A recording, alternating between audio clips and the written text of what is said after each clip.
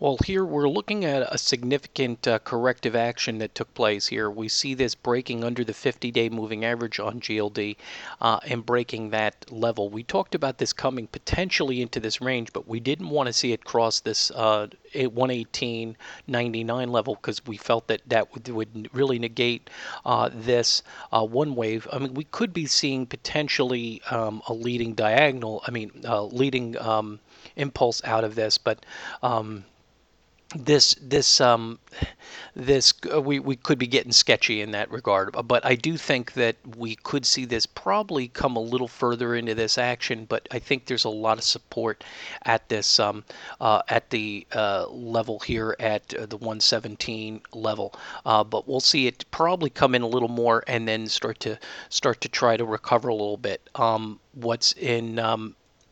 What's also important here is you could see this as the retracement coming into the 117 as a 61% retracement on the deeper 4 versus 3. But when it breaks through that, that kind of negates that kind of thought, depending upon it, unless it's not the typical impulse move. And so when we also take this and we take and try to readjust the action, because we know that we didn't hit this main high, so when we try to look at it and say, okay, well, let's do that based upon that, okay? And then what we do is we have to open it up just a little bit because we want to get that last data here.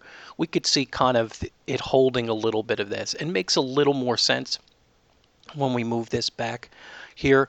But I think what's important, we're not trying to form fit anything. As you could see, we had it when we initially drew it. We felt that we might see a very close. We knew that it was close. We felt we'd see the correction. So it's really doing pretty much everything we thought it would, just going a little deeper than we thought it might happen. Now, but what we're doing is really readjusting it according to a little more clearer defined regression lines here. As you can see, they're hitting them perfectly all along the trend line.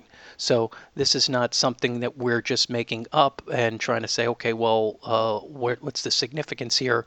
It's proven itself as this starts to correct. So as we said, if either it's going to right here, it's at the end of this range, either we saw this gap down, it starts to try to correct and come back, or we'll see that break a little deeper. We don't want to see that break too much deep out of this because that would really show that this regression channel has failed. And what we're doing is we're buying this gold and silver because we feel that it's been a little overextended, went through a dip, and then we thought we might see a little more of another attempt here, and we're starting to see that potential failure. So we've got to watch this to see if it starts to strengthen here and then starts, because it's at the low range of the channel. If it's going to still honor the channel, it should start to come back. Just exactly what we want to do, kind of buy into that dip, into those heavy retracements, and we want to see as it starts to try to come back, the strength of that. So that's the thought process in there. And if it starts to weaken more, we'll have to, we'll check everything on an individual basis, but that's what we're looking at here.